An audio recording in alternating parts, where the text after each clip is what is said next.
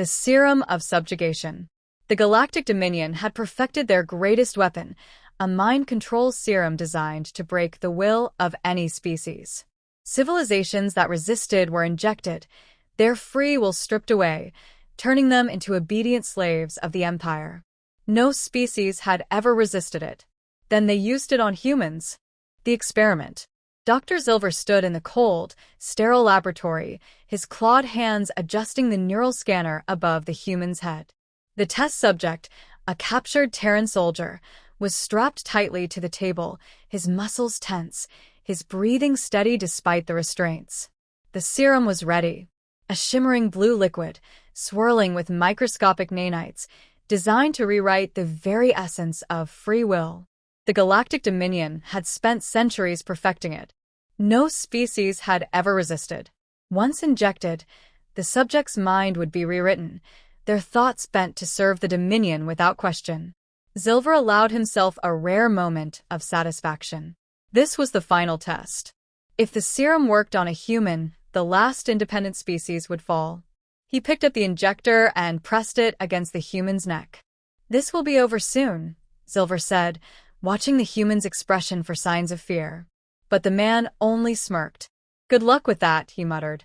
Silver ignored him and injected the serum. At first, everything proceeded as expected.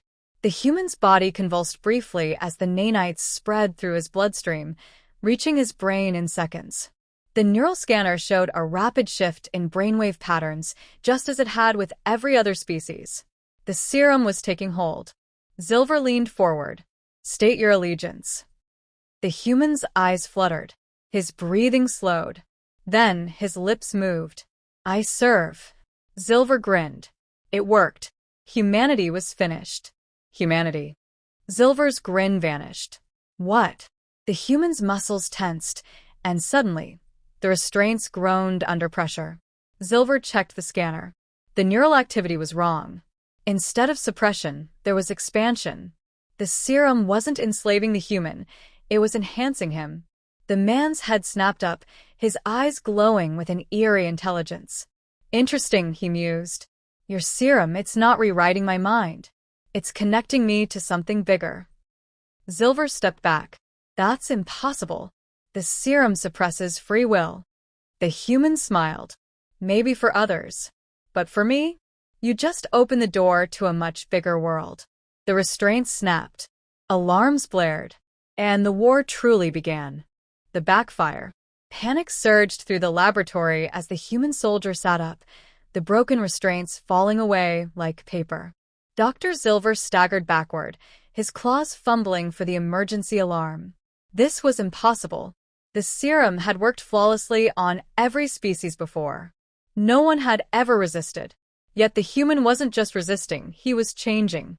The neural scanner, once displaying patterns of complete obedience, now flared with chaotic, unpredictable activity.